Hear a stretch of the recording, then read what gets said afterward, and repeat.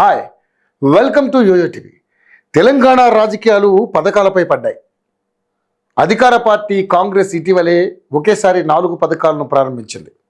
రైతు భరోసా, ఇందిరమ్మ ఆత్మీయ భరోసా, రేషన్ కార్డుల మంజూరు, ఇందిరమ్మ ఇళ్ల కేటాయింపు పథకాలను అమలు చేశారు.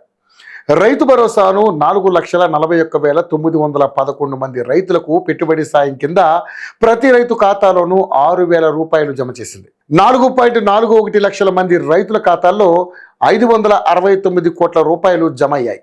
అలాగే ఇందిరమ్మ ఆత్మీయ భరోసా పథకంలో 18,180 మంది రైతు కూలీలకు 6,000 చొప్పున 10.91 కోట్ల రూపాయలను జమ చేసింది. ఇక బీఆర్ఎస్ హయాంలో వ్యవసాయ కూలీలను ప్రభుత్వం పెద్దగా పట్టించుకోలేదని మంత్రులు చేస్తున్న ఆరోపణలు అందరికీ తెలిసిందే.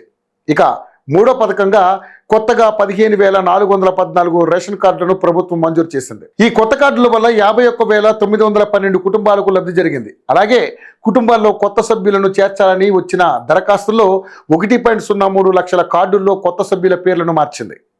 చివరిగా గూడు లేని అర్హులైన నిరుపేదలు 72,000 మందికి ఇందిరమ్మ ఇళ్ల పథకంలో యాజమాన్య పత్రాలను అందించింది. రేషన్ కార్డులు కావాలని లక్షల్లో దరఖాస్తులున్న బీఆర్ఎస్ ప్రభుత్వం పెద్దగా పట్టించుకోకపోవడంతో ఎప్పటికప్పుడు రేషన్ కార్డుల కోసం డిమాండ్ పెరిగిపోతుంది. ఇదే విషయాన్ని రేవంత్ రెడ్డి పదే ఆరోపిస్తున్నారు. అలాగే రైతు రుణమాఫీ అమలుకు అర్హులు సుమారు 40 లక్షల మంది ఉన్నారు. రుణమాఫీ కింద 41,000 కోట్ల రూపాయలను కేటాయిస్తామని ఎన్నికలకు ముందు ప్రకటించిన హామీని అధికారంలోకి వచ్చిన తర్వాత రేవంత్ ప్రభుత్వం విడతల వారీగా మాఫీ చేస్తోంది. 2 లక్షల లోపు రుణాలున్న రైతుల అప్పులు దాదాపు 30 లక్షల మందికి మాఫీ అయ్యాయి. 2 లక్షల అప్పులున్న రైతులు ముందుగా తాము అప్పులను బ్యాంకులకు చెల్లిస్తేనే ఆ మొత్తాన్ని రైతుల ఖాతాలో జమ చేస్తామని రేవంత్ చాలాసార్లు చెప్పారు.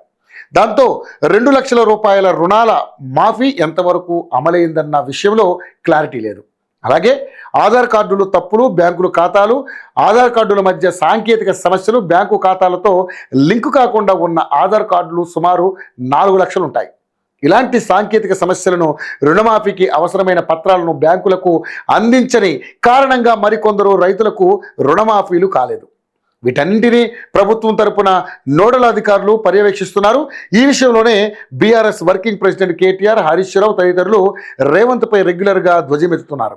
తొందరలో జరగబోయే స్థానిక సంస్థల ఎన్నికల్లో గెలుపును దృష్టిలో పెట్టుకుని రేవంత్ ప్రభుత్వం పైన 4 పథకాలు లబ్ధిదారుల ఎంపిక పక్కాగా చేయాలని గట్టిగా డిసైడ్ అయింది. దాని తర్వాతే స్థానిక సంస్థల ఎన్నికలను నిర్వహించాలన్నది రేవంత్ ఆలోచనగా పార్టీ వర్గాలు చెబుతున్నాయి. అందుకనే ముందుగా పైలట్ ప్రాజెక్టుగా ఎంపిక చేసిన 563 గ్రామాల్లో పథకాల అమలుకు శ్రీకారం చుట్టింది. పైలట్ ప్రాజెక్టు అమలు సరే, పై 4 పథకాలు యావత్ రాష్ట్రంలో వివాదాలకు తావు లేకుండా ఎప్పుడు అమలవుతుందో చూడాలి మరి.